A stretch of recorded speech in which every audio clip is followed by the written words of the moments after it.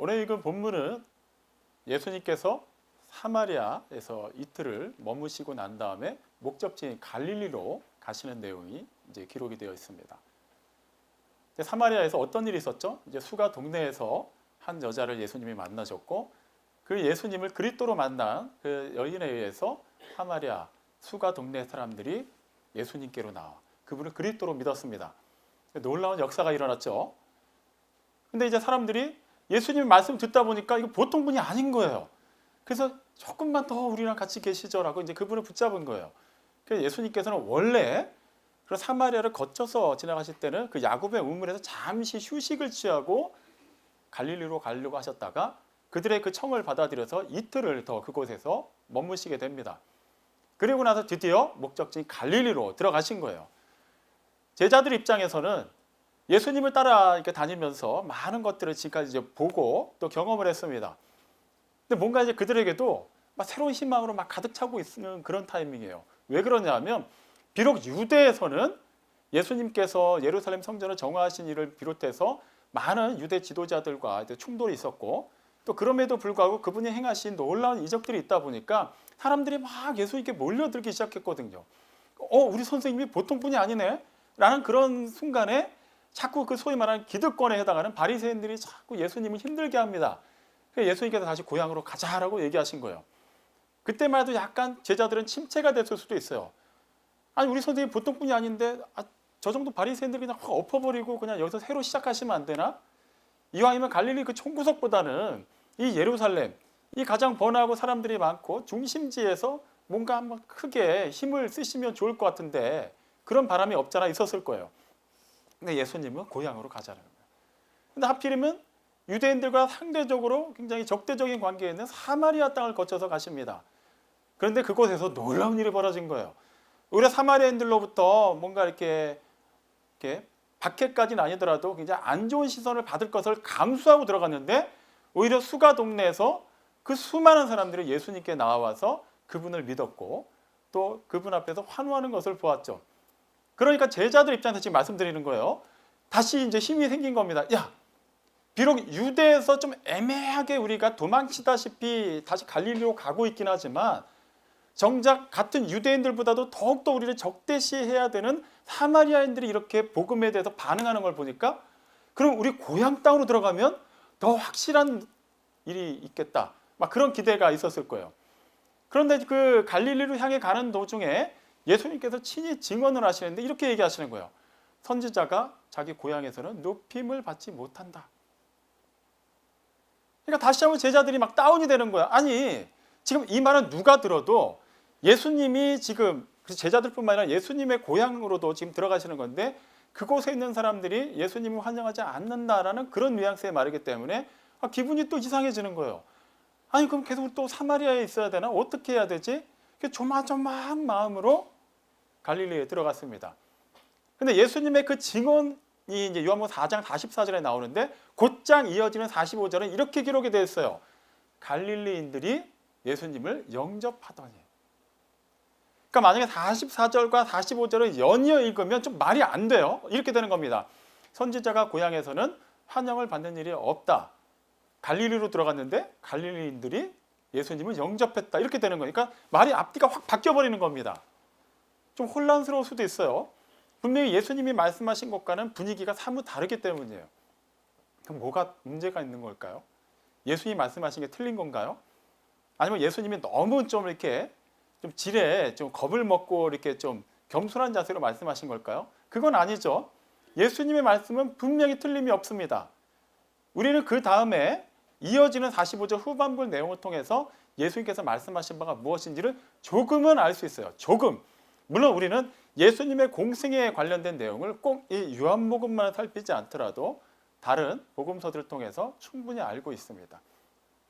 예수님께서 권세 있는 말씀을 전하시고 확실히 따르는 표적과 이적을 행하실 때 많은 사람들이 몰려들었지만 그럼에도 불구하고 그들 가운데 소수라 할지라도 그런 여론을 형성할 수 있고 기득권으로서 그런 압력을 행사할 수 있는 제사장, 바리새인, 서기관, 사두개인 이런 그룹에 속한 사람들은 끊임없이 예수님을 정죄하고 공격을 했죠. 그렇기 때문에 예수님은 사역이 표면적으로 보면 굉장히 사람들이 많이 모이고 하기 때문에 성공하는 것처럼 보이지만 실제는 계속해서 뭔가 충돌이 나고 있는 그런 상황이에요. 실제 예수님이 고향 마을에서는 배척당하시는 얘기를 우리는 다른 구절들을 통해서도 많이 확인할 수 있습니다. 근데 그런 분위기를 감안하고 보더라도 갈릴리인들이 예수님을 영접했다는 것은 분위기가 분명히 다른 거예요. 예수님께서 말씀하신 선지자가 고향에서 높임을 받지 못한다는 것과는 일단 아직까지는 분위기가 전혀 다르게 형성이 되고 있습니다.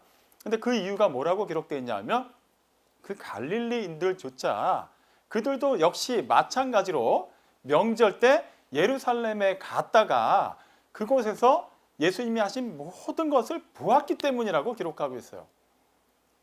유대인의 3대 명절 때 그 의무적으로 예루살렘에 있는 성전에 가서 예배를 드려야 합니다. 그렇기 때문에 예수님과 제자들만 그 당시 예루살렘 성전에 계셨던 것이 아니라 갈릴리 같은 동네 많은 사람들 또한 마찬가지로 성전에 있었던 거예요. 서로 어긋난다 하더라도 어쨌거나 계속해서 마주치는 사람들이 있었겠죠. 그리고 같은 고향 사람들끼리 서로 알아본단 말이죠. 그래서 어제 우리가 이제 교인 결혼식이 있어서 상당수의 분들이 참여를 하셨습니다. 처음에 사람들이 많으니까 어디 계신지 저도 잘 몰랐는데 나중에 이제 식사로 올라가니까 이제 여기저기 3, 4, 5 앉아 계신 거예요. 그러니까 그 많은 인파, 그러니까 주로 제가 모르는 분들이 다수인 그곳에서도 제가 아는 분들이 이렇게 몇 분씩 모여 있으니까 굉장히 반갑죠. 그래서 제가 이제 가서 인사를 드리다 보면 교인분들이 묻지도 않는 막 정보를 줍니다. 다른 분들은 저기 계세요. 또 그쪽 가면은 목사님 저쪽 가면 또 다른 분들 계세요. 이렇게 알려줘요. 왜죠? 우리는 같은 교회 교인이기 때문이에요. 당연한 거예요. 마찬가지로 갈릴리인들 사이에서도 야 소문 들었어? 우리 같은 동네에 그 목수 청년이 있잖아. 엄청난 일을 했대. 누군데? 요셉 아들 있잖아. 예수라고. 에? 예수가? 막 이러면서 소문이 막 돌고 있었던 거예요. 이미. 그리고 그들이 다시 고향에 돌아갔죠. 얼마나 막 뿌듯했을까요? 야 우리 촌동네 개천에서 용났다. 막 이러면서 언제 올까? 예수가 언제 올까? 야 우리는 감히 쳐다보지도 못하고 뭐 그들이 말하면 찍소리도 못하는 그런 상대들을 향해서 막 하나님의 말씀을 전하는데 놀라운 일이 벌어지더라. 그리고 그분이 행한 많은 일들이 막 보통 일이 아니더라. 그 얘기 들었어?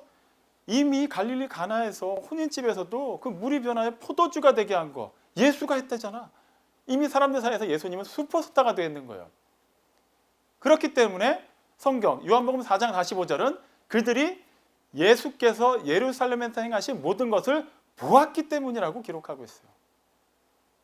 여기서 우리는 그 직전에 있었던 사마리아인들과 갈릴리인들의 사이에 있는 엄연하게 구분되는 그 무언가를 발견할 수 있습니다. 사마리아인들, 비록 정통적인 여호와 신앙을 가진 사람들이 아니었어요. 많이 이교도화되면서 왜곡된 신앙을 가지고 있는 사람들이었습니다. 정통 성전에서 예배드리는 사람들도 아니었죠. 하지만 그들은 예수님의 말씀을 듣고 믿고 그분을 그리스도로 인정했어요. 그곳에서 많은 역사가 있었습니다. 하지만 정통 유대인이라 자부하는 갈릴리인들은 예수님의 말씀을 듣고 믿은 것이 아니라 그분이 행하신 것을 보고 영접했다라는 거예요. 엄연히 차원이 다르죠. 자, 그 상황에서 갑자기 한 인물이 등장을 합니다. 이름을 알 수 없는 한 왕의 신하가 등장을 해요. 왕의 신하라는 표현부터가 벌써 갈릴리 그 가나 촌동네하고는 전혀 얘기가 다른 사람입니다. 예수님이 이제 갈릴리 들어가셔서 이제 가나 지역으로 들어가셨어요. 이미 우리가 살펴본 바 있는 가나 혼인잔치가 있었던 그 동네이기도 하죠. 그러니까 그 동네 사람들은 더더욱 예수님에 대해서 친숙한 이미지 그리고 뭔가 기대가 가득 찬 이미지로 예수님을 맞이한 거예요. 우와! 이제 어떤 일이 벌어질까? 우리에게도 얼마나 엄청난 일을 행할까? 그런 차에 마치 왕의 신하가 그 시골 촌동네에 임한 거예요. 사람들이 굉장히 막 두리번거리면서 쳐다봤을 거예요. 우리 동네 수준에 안 맞는 사람이 왜 여기까지 왔지? 얘기를 들어보니까 가버나움에서 왔다고 하는데 가버나움은 지대가 해수면보다도 낮은 지대고 갈릴리 가나는 지대가 높은 지대입니다. 거리도 상당히 떨어져 있는데 거기까지 친히 왕의 신하가 왔어요. 그 막 가난한 사람들이 살고 있는 동네에. 근데 그 신하에게는 사연이 있었어요. 아들이 몇 명인지 모르겠지만 어쨌거나 아들 하나가 지금 죽을 병에 걸려 있습니다. 그래서 그 병 고침을 위해서 예수님을 찾아온 거예요. 왕의 신하기 때문에 그는 재력도 든든한 사람이었을 겁니다. 나름의 권력을 가지고 있기 때문에 많은 정보망도 가지고 있었을 거예요. 이름 모를 병에 걸려서 아들이 막 시름시름 앓다가 지금 막 죽어가는데 어떤 아버지가 그대로 내버려 둘까요? 아들은 낫게 하기 위해서 백방으로 수소문해 봤을 거예요. 좋다는 약은 다 동원해 봤을 겁니다. 비싸다는 거 다 사서 먹여봤을 거예요. 유명한 의원 다 불러왔을 겁니다. 효과가 없는 거예요. 그런데 갈릴리인들 사이에서 떠돌고 있는 소문을 그 신하도 들은 거죠. 아니 그 촌동네에 심지어는 목수라는데 그런 놀라운 일을 행한단 말인가? 지금 그 왕의 신하는 지푸라기라도 잡는 심정으로 그 소문의 진원지를 찾아서 막 알아본 겁니다. 근데 또 다른 소식이 들린 거예요. 야, 예수가 드디어 왔대더라. 갈릴리에 들어왔대더라. 지금 가나에 있대더라. 라는 소식을 들은 거예요. 그래서 그 소식을 듣자마자 곧장 예수님께로 향한 것입니다. 이미 제가 다 말씀드렸어요. 갈릴리는 그 이스라엘 전체적인 그 지정학적인 위치에서도 굉장히 가난한 동네입니다. 예루살렘을 중심으로 한 그 유대인들 사이에서도 굉장히 촌동네로 이렇게 손가락질 받는 그런 동네였어요. 못 사는 동네, 시골 사람들 이런 동네. 그 중에서도 목수라는 직업은 하층민에 속합니다. 왕의 신하는 그것과 비교할 수가 없는 사람이죠. 그런데 그가 자기의 체면을 무릅쓰고 예수님께, 분명히 나이도 자기보다 어렸을 거예요, 예수님이. 그런데도 불구하고 그걸 다 내려놓고 예수님께 나옵니다. 그리고 처음에 하는 얘기가 요한복음 4장 47절에 나와 있죠. 내려오셔서 내 아이를 고쳐주셨어요. 당연히 아이가 지금 막 죽어가고 있는데 뭐 그 상황에서 할 얘기가 뭐가 있겠습니까? 예수님 그냥 말씀 들으러 왔습니다. 그럴 리가 없죠. 원래 온 목적 자체가 아들의 병을 고치기 위해서, 그리고 그것은 오직 예수만이 할 수 있겠다라는 그런 나름의 신락 같은 희망, 굳이 표현하자면 믿음이 있었기 때문에 온 거예요. 아예 믿음이 없었다면 그런 게 어딨어. 소문을 들었더라도 그런 촌동네에서 어떻게 그런 위인이 날 수 있어. 말도 안 돼. 여전히 다른 방법을 알아보고 있었을지도 몰라요. 비록 그게 겨자씨만한 믿음일지랄지라도 그는 그 믿음을 가지고 나왔습니다. 그렇기 때문에 내려오십시오 라고 얘기할 수 있었던 거예요. 우리도 마찬가지예요. 실제 그 일을 경험하지 않더라도 만약에 위급한 응급 상황이 벌어졌다. 어떤 환자가 생겼는데 도저히 손을 못 쓰게 됐다. 그럼 어떻게 합니까? 119에 전화를 걸죠. 그래서 빨리 응급차가, 그 다음에 그 구조대원들이 와서 도와주기를 바라죠. 마찬가지예요. 지금 이 왕의 신하도 아들이 너무 아파서 죽어가고 있기 때문에 걔를 그 험난한 길을 데리고 올 수가 없는 상황이었어요. 최대한 빨리 자기가 온 겁니다. 이젠 당연히 예수님을 모시고 가야 되는 거예요. 그러니까 그 아버지의 요청은 지극히 정상적인 거였어요. 그리고 이미 우리가 아는 바처럼 예수님께서 예루살렘에서 그런 말씀을 전하시고 여러 가지 놀라운 일들을 행하셨을 때 무사람들이 예수님의 이름을 믿었다라고 기록되어 있죠. 근데 예수님은 당신의 몸을 그들에게 위탁하지 않으셨어요. 이유가 뭐였죠? 그들의 마음속을 잘 알고 계셨기 때문이에요. 그들은 예수를 그리스도로 알고 있지 않았어요. 우와, 놀라운 일을 행하는 사람이다. 드디어 우리가 기대하던 그 지도자가 나타났다. 그들은 그 영혼의 문제, 영원한 삶에 관한 문제에 관심이 없었어요. 먹고 사는 문제, 그리고 빨리 로마로부터 해방되는 문제, 그거에만 온통 관심이 있었습니다. 근데 그 일을 책임지고 해결해 줄 만한 분을 만났다라고 생각한 거예요. 예수님은 그 일을 위해서 오신 분이 아닌데도 말이죠. 그래서 예수님은 그들에게 당신의 몸을 위탁하지 않으셨어요. 위탁하신 순간 뭐가 돼요? 그들은 억지로 예수님을 잡아다가 왕좌에 올려놓습니다. 이제 우리가 원하는 거 해주세요. 당신은 충분히 그 일을 할 수 있잖아요. 그러면서 자기들이 원하는 방향으로 하나님의 뜻과는 전혀 상관없이 예수님을 끌고 가려고 했을 거예요. 그래서 예수님이 아예 미연에 그 일을 방지하시기 위해서 그들과 거리를 두신 것이죠. 지금 그 마찬가지예요. 예수님은 그 왕의 신하가 왜 왔는지를 굳이 말하지 않아도 다 알고 계십니다. 지금 아들이 죽어가는데 그 아버지가 표정이 밝았겠어요? 여유가 있었겠습니까? 절대 아니죠. 딱 보니까 아들이 죽어가요.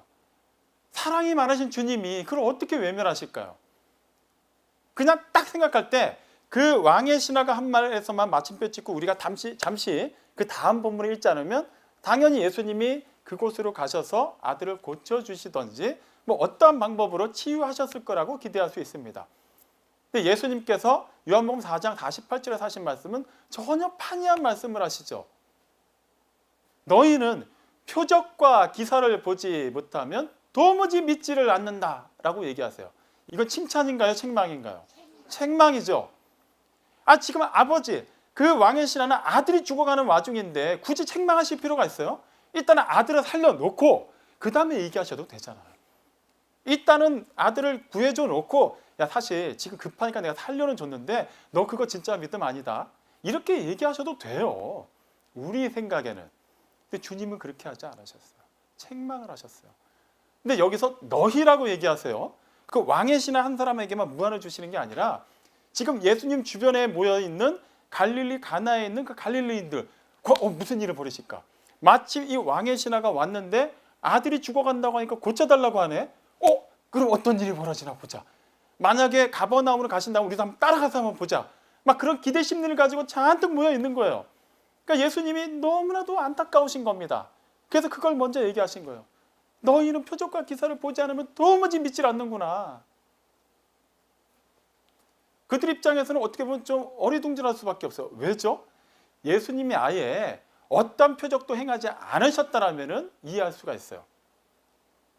그냥 한 번도 그런 일이 없으신 분인데 다짜고짜 왕의 신하가 와서 밑도 끝도 없이 우리 아들 좀 고쳐주세요라고 하면 오히려 왕의 신하를 이상하게 볼 텐데, 이미 예수님은 갈릴리 가나에서 첫 번째 표적을 행하셨어요. 거기 있는 무사람들이 그걸 알고 있습니다.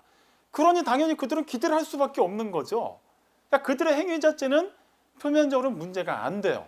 하지만 예수님의 기준에서는 그것은 책망받을 만한 이유가 됩니다. 그리고 우리가 잠시 잊고 있었지만 이미 갈릴리로 오시면서 예수님이 뭐라고 얘기하셨죠? 선지자가 고향에서는 높임을 받지 못한다고 얘기하셨어요. 이미 바로 그 일이 벌어지고 있는 거예요. 예수님이 인간의 몸을 입으신 이유가 무엇인지, 그리고 하필 왜 그 가난한 동네에 태어나시고 가난한 그 직업군에서 30년 동안을 그렇게 소리 소문 없이 살아오셨어야만 했는지, 왜 이 타이밍에 자신을 드러내시고 하나님 나라의 확장을 위해서 하나님 나라의 복음을 증거하고 계신지 사람들은 전혀 이해하지도 않았고 이해하려고 하지도 않았습니다. 예수님께서 행하신 그 일에만 집중을 했을 뿐이죠. 예수님께서 왜 표적을 행하셨을까요? 그분이 하나님이심을, 그분이 이 땅에 오셔서 회복하셔야 되는 일, 그분이 궁극적으로 이루셔야 되는 일을 알게 하시기 위해서였어요. 하나의 사인을 주신 겁니다. 그런 식으로. 근데 사람들은 그 사인에만 지금 다 관심이 가 있는 거예요. 원래 본래 의도를 파악하지 않고 있습니다. 예수님을 예수님에게 인정하지 않는 거예요. 그리스도로서 인정하지 않는 겁니다. 그 말은 뭐예요? 그게 곧 배척하는 거예요. 아무리 겉으로 막 환영을 하고 뭐 주님 찬양합니다, 주님 사랑합니다, 우리가 100마디 그것을 입술로 고백한다 하더라도 우리의 믿음의 대상을 그리스도로 인정하지 않고 그냥 입술로만 고백하는 것이라면 우리도 마찬가지예요. 우리도 그분을 높여드리고 있지 않는 겁니다. 오히려 배척하고 있을 수도 있다는 것을 절대 잊으면 안 되겠죠. 지금 그런 상황이에요. 상당히 무한한 상황이죠. 근데 우리는 이 얘기를 이렇게 듣다 보면 잠깐 이거 어디서 본 내용 같은데, 성경 어디서?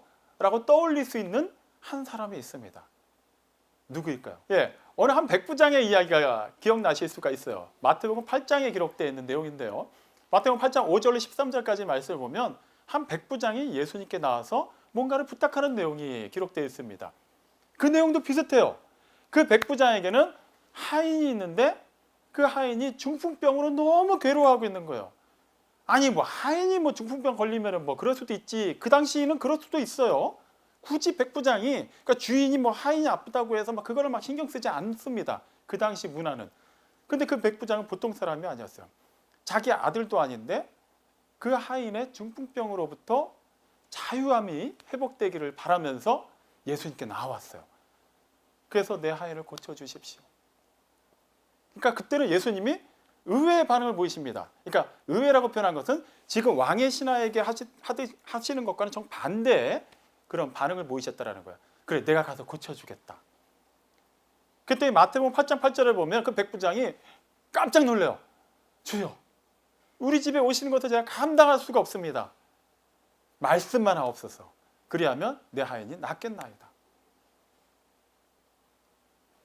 여기서 그 백부장과 지금 우리가 요한복음에 살펴보고 있는 왕의 신하에게 확연하게 드러나는 차이점이 있죠. 왕의 신하는 예수님 내려오세요. 내가 듣기로는 당신은 충분히 살릴 수 있는 분인데 그렇다면 당신은 지금 내 죽어가는 아들을 살리셔야 되는 거잖아요. 결론을 자기가 내려버렸어요. 그냥 하나님은 하나님을 인정한 것이 아니라 하나님을 믿는다고는 하는데 어쨌거나 내 뜻대로 해주셔야 하나님인 거 아니에요? 이렇게 얘기하고 있는 것이고, 백부장은 나는 하나님을 믿습니다. 하나님의 능력은, 하나님의 말씀은, 하나님의 행하심은 시간과 공간에 어떠한 제약도 받지 않으시는 전지전능하시고 무소부재하심을 믿습니다라고 그는 믿음의 고백을 한 것이죠. 그 믿음을 보시고 예수님이 뭐라고 백부장을 칭찬하셨어요? 이스라엘에 이만한 믿음을 보질 못하였다.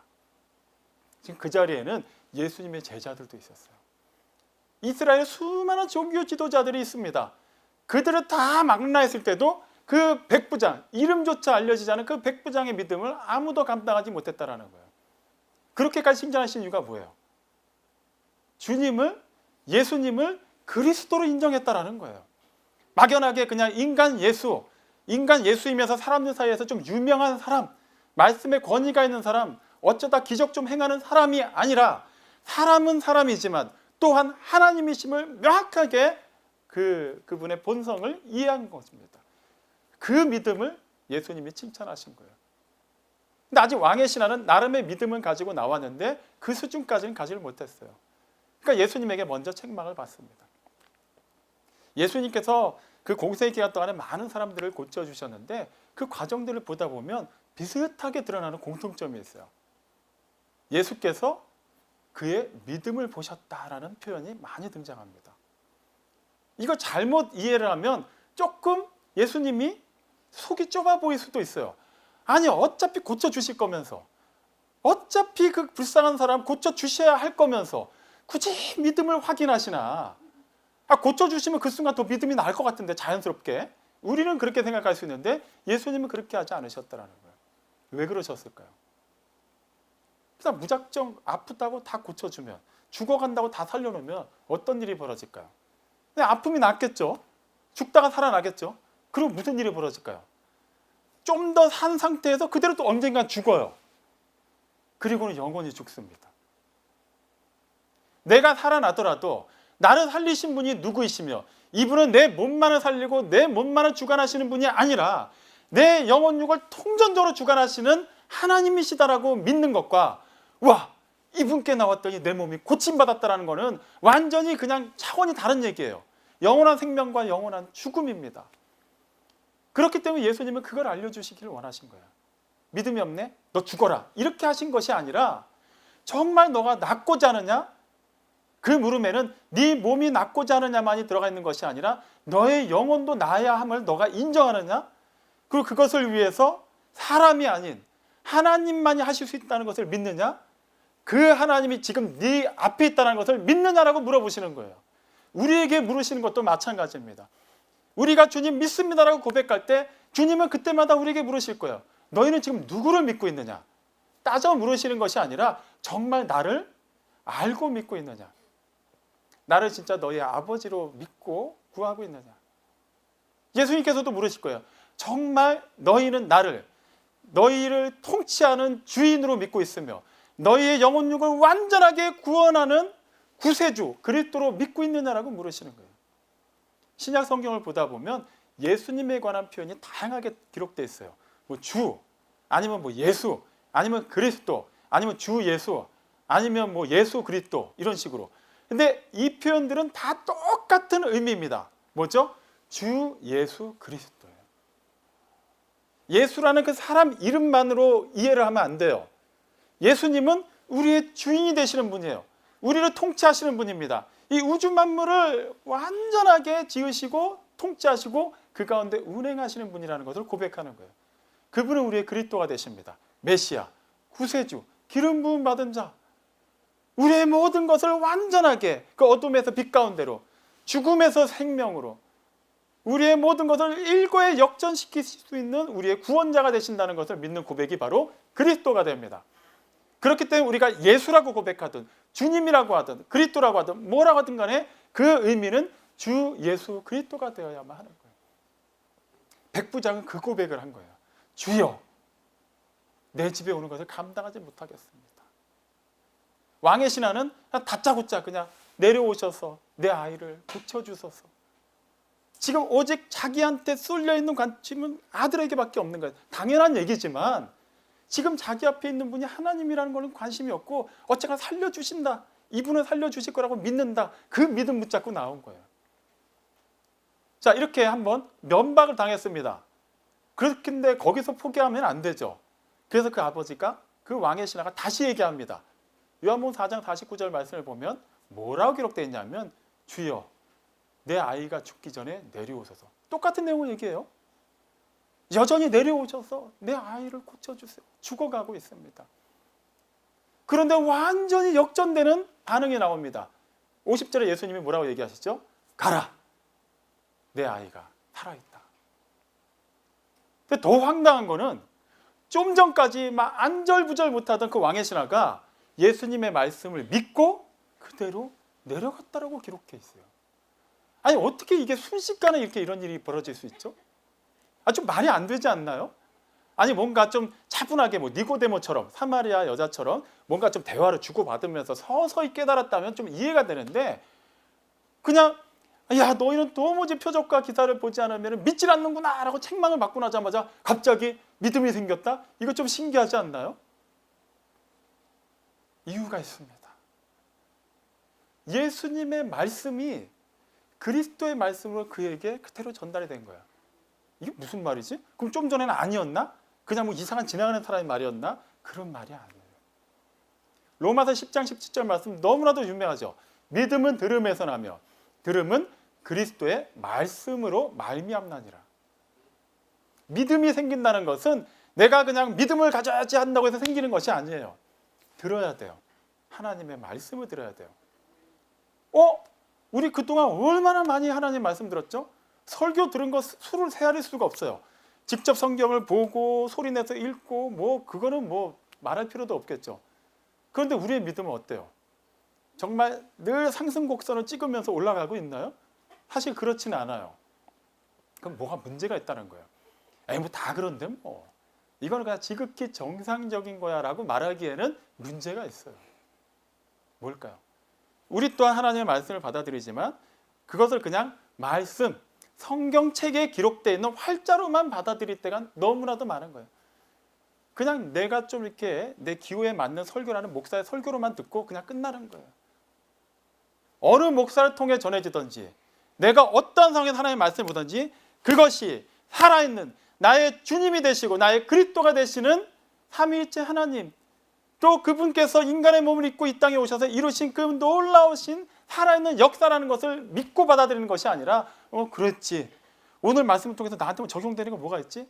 오늘은 뭔가 말씀이 어렵네, 오늘은 좀 부담되네, 오늘 좀 기네, 우리는 이러고 자꾸 그냥 넘어가려고만 하는 거예요.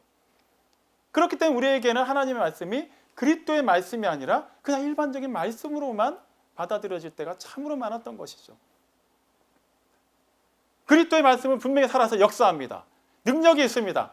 그렇기 때문에 그 그리스도의 책망이라고 할지라도 그 책망의 말씀이 그 왕의 신하의 마음을 그대로 관통한 거예요. 그래서 그도 뭐라고 고백해요? 주여. 비록 표현은 그대로입니다. 내 아이가 죽기 전에 내려오소서 라고 했지만 그는 주여라고 고백해요. 그래서 예수님이 가라고 얘기하신 겁니다. 거기에는 많은 함축적인 의미가 있어요. 너가 정말 나를 너의 주인으로 인정하느냐? 사회적인 신분상 너는 왕의 신하고 나는 목수에 불과한데 그럼에도 불구하고 너의 그런 자존심 다 내려놓고서라도 진실되게 내가 지금 너에게 하는 말을 너의 주인으로서 하는 말, 너의 구세주, 너의 아들을 능히 살릴 수 있는 사람의 하나님의 말로 믿느냐? 그렇다면 가라. 네가 정말 믿는다면 가라라고 얘기하죠. 그는 그 말을 믿고 갔어요. 우리에게 믿음이 있느냐 없느냐를 뭘로 판가름할 수 있을까요? 물론 다양한 그런 시금석이 있습니다만 가장 확실한 것은 순종의 여부입니다. 들었어요. 하나님 말씀 들었는데 그런데요, 그건 아닌 것 같아요. 지금은 아닌 것 같아요. 제가 봤을 때는 그건 아닌 것 같아요. 믿음이 아니죠. 하나님이 말씀하셨다면 그대로 듣는 것, 그것이 믿음이에요. 그는 이미 주여라고 고백하였고 그 믿음의 고백에 맞는 순종으로 그의 갈 길을 다시 갔습니다. 그렇게 내려가다가 자기 집에서 원래 있던 그런 종들을 만나요. 중간 지점에서. 그래서 아들이 어떻게 되었는지 물었더니 그 열기가 떠나갔다라고 얘기를 합니다. 그냥 서서히 좋아지고 있습니다가 아니라 깔끔하게 나왔습니다. 언제? 7시라는 거예요. 유대인들의 시간법 얘기 드렸죠. 유대인들이 말하는 그 시간에다 몇 시간을 더하면 된다고요? 6시간이에요. 7시간에다 6시간 더하면 13시, 1시가 되는 거예요. 마침 그러고 보니까 예수님께서 가라라고 말씀하셨던 그때가 정확히 그때였던 거예요. 놀라운 일이 벌어졌습니다. 비록 그는 아들을 살리겠다는 그 1년만을 가지고 정말 보잘것없는 믿음을 가지고 예수님께 나아왔어요. 하지만 예수님의 말씀을 듣고 그 믿음으로 그 말씀을 받아들이고 아들이 있는 집을 향해서 갔습니다. 하지만 그것도 완전한 믿음은 아니었어요. 근데 아들이 완전히 나았다는 얘기를 듣고 궁극적으로 요한복음 4장 53절 말씀을 보면 그와 그의 온 집안 가족들이 다 예수를 믿었다고 기록되어 있습니다. 다 한 명도 빠짐없이 놀라운 일이 벌어진 거예요. 그의 믿음이 온전하게 회복이 되었습니다. 새로워졌습니다. 충만해졌습니다. 그리스도의 말씀을 그대로 받아들였을 때부터 그 역사가 일어난 거예요. 믿음에 그렇게 단계라는 게 있어요. 내가 예수를 믿는다는 것, 입술로 고백한다는 거에서 그것이 온전한 믿음이라고 말할 수는 없습니다. 틀렸다는 게 아니에요. 분량이라는 게 있다는 거예요. 하지만 거기에 우리는 만족하면 안 되겠죠. 예수님 공생애 동안에 예수님 말씀 듣는 사람이 한두 명이었나요? 우리는 지금 직접 예수님 말씀 듣는 게 아니잖아요. 하지만 그 당시 유대인들은 예수님을 직접 보고 말씀을 들었어요. 그리고 수많은 사람들이 예수님을 환호하며 따라다녔습니다. 근데 그들은 예수님 행하신 표적을 보고 따라다녔어요. 그 기대만을 가지고 있었어요. 그러니까 예수님께서 나중에 예루살렘 성에 입성하실 때 막 나뭇잎을 흔들면서 호산나를 외쳤죠. 우리를 구원하소서. 드디어 이제 역사가 일어나는구나 했는데 며칠 있다가 예수님이 속절없이 로마 병정들에 의해서 끌려가는 것을 봤어요. 우리가 생각했던 예수는 저런 분이 아닌데, 우리가 그동안 봐왔던 모습은 저런 모습이 아닌데, 뭐야? 우리가 가짜를 믿었네? 하고 여지없이 그분을 버려버렸죠. 그들은 표적만을 봤기 때문에 그 표적이 사라지는 순간 그들에게는 하나님이고 뭐고 다 사라져버렸습니다. 하지만 어떠한 표적도 보지 못한 실제 인간들 사이에서의 삶으로 치면 가장 비천한 삶을 살았던 사마리아 여자, 그 여자는 예수의 말씀을 듣고 믿고 복음을 전했어요. 유대인들로부터 그렇게 천시받았던 사마리아, 그 수가 동네 사람들이, 수다한 사람들은 예수님의 말씀을 듣고 믿었습니다. 왕의 신하, 비록 처음에는 보잘것없는 믿음으로 될까? 이런 마음으로 왔지만 그가 진실되게 예수님의 말씀을 그리스도의 말씀으로 받아들였을 때 그의 아들만이 낳은 것이 아니라 그의 아들과 더불어 그 온 가족이 다 예수를 그리스도로 믿게 되었어요. 로마서 5장 3절로 4절 말씀도 유명하죠. 우리가 환난 중에도 즐거워하니 환난은 인내를, 인내는 연단을, 연단은 소망을 이루는 줄 압니다. 이것은 우리에게 주어진 말씀이에요. 주 예수 그리스도 안에서 하나 된 우리만이 할 수 있는 고백입니다. 정말 예수님의 말씀이 그리스도의 말씀으로 살아서 역사하는 사람들에게 주어진 하나님의 약속이라는 거예요. 그렇기 때문에 우리는 어떤 환난이 있을지라도 이것이 분명 우리의 몸을 힘들게 할 수 있고 우리를 심적으로 짓누를 수도 있지만 그럼에도 우리는 소망을 가질 수 있습니다. 왜냐하면 이 과정을 통해서 하나님께서 반드시 역사하시는 바가 있음을 믿기 때문이에요. 하나님은 살아계시고 그 살아있는 말씀을 우리에게 지금도 동행하시면서 깨우쳐 알기를 원하고 계십니다. 사랑하는 성도 여러분, 우리는 지금 누구를 믿고 있습니까? 우리는 지금 누구의 말씀을 읽고 있으며 누구의 말씀을 듣고 있습니까? 혹시라도 아직까지 하나님의 말씀을 믿고 듣고 본다고 하지만 기록된 그 말씀이 참으로 우리에게 주가 되시고 그리스도가 되시는 분의 살아있는 그 생생한 말씀으로 받아들여지지 않았다면 지금이 기회예요. 지금까지 신앙생활해온 거 체면, 그럼 여러 가지 수고한 거 그거 따지지 마세요. 하나님 앞에서는 그런 시간 수고한 거 아무 의미 없습니다. 지금이 중요한 거예요. 그분을 그리스도로 그대로 영접하면 됩니다. 그분을 주인으로서 영접하면 되는 거예요. 그리고 그 말씀을 그대로 믿으십시오. 그리고 순종하십시오. 우리는 그리스도를 믿습니다.